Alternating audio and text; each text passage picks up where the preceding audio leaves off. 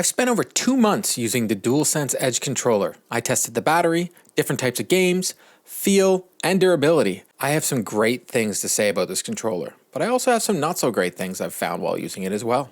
I'm going to go into depth and share my experience I've had with the controller, along with comparing it to the Xbox Elite Series 2. In the end, I will give you my thoughts on whether this $199.99 MSRP, which is $269.99 in Canada, is worth it. I want to thank PlayStation Canada for sending over the controller for review. I want to start by saying that I didn't think this controller was for me even when it was announced. I've had the Elite Series 2 since launch, and while it's my go-to controller on my Xbox, I don't think I truly need it. The look of the DualSense Edge is sharp, and it catches your eye with the PlayStation symbols on the touchpad, or as I like to call it, the map button. You know that's all we use it for, right? Its black and white design goes with my giant launch PS5. Yes, I'm okay with the size. It's not that big of a deal. But in the future, I hope we get different colors of this controller. Or maybe just a copy Xbox Design Lab. You know, please, PlayStation, let us make some custom controllers. The back of the handles have this textured grip, which is welcome, but I kind of wish it was like the Xbox Elite Series 2, where the grip goes all the way around, so we had grip on the front and on the back. The directional buttons and the face buttons have this slick look to it, but I don't think it's that much different than my DualSense that I have currently. The controller has many customizable options in the settings menu, like vibration strength, analog stick sensitivity, and trigger dead zones. Below the stick, there is 2 function buttons, which you can use to select which settings you want to save, but only up to 2.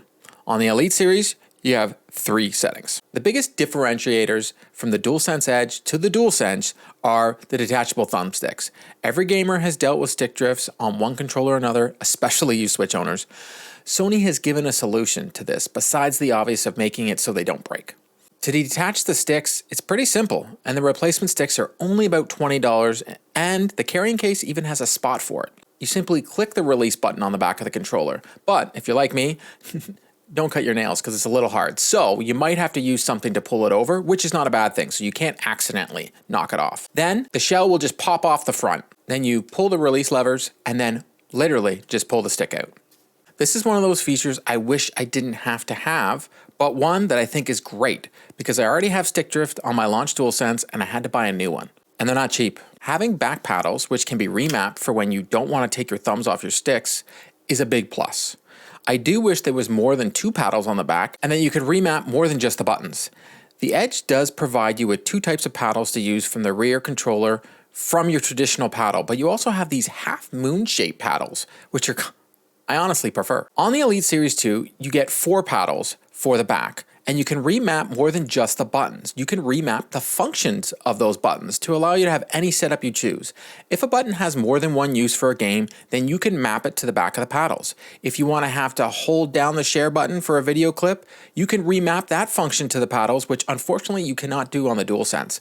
So you still have to hold down that share button and either select that you want a video or such, but I wish that you could just remap those back paddles so that one could do screenshot and one could do video. There's no change to the haptics over the DualSense, so the Edge and the DualSense Edge both give you those haptics. It comes with an amazing looking carrying case that you can store those extra paddles, a braided charging cable, and an extra thumbstick modules that you can use to swap out and change the height. The case is sturdy and has a Velcro strap near the rear so you can open it up so you can actually charge your controller while it's in the case. There is a lock that comes with it as well that can be attached to the controller and the cable, so when you're connected, it won't come out of your console. I have never used it and I don't ever see myself using it.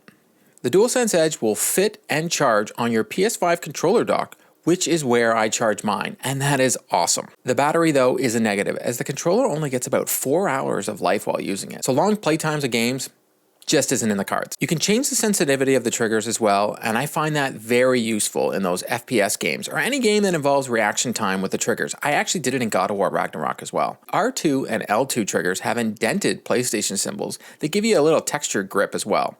The DualSense Edge also feels pretty heavy in your hands, which I don't feel in my DualSense. My guess is the mechanics to have removable sticks is the reason for that extra weight. My Elite Series 2 doesn't feel heavy at all, and is a lot smaller. The Elite Series 2 has detachable D-pad that can be changed when the DualSense Edge does not. But to be totally honest with you, I haven't changed it on the Elite Series 2, and I don't see that much of a use for it for myself.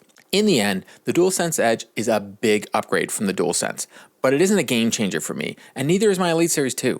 But both are my go-to controllers because they're the best ones available for each console. What the DualSense Edge lacks in battery life, it makes up for functionality over the DualSense and looks better. Knowing that if I do get stick drift, I can just change out the sticks instead of buying a new controller is a huge upgrade and something my Elite Series 2 doesn't have. And to be totally honest, this is my 4th Elite Series 2. Would I say the DualSense Edge is a must-have? No.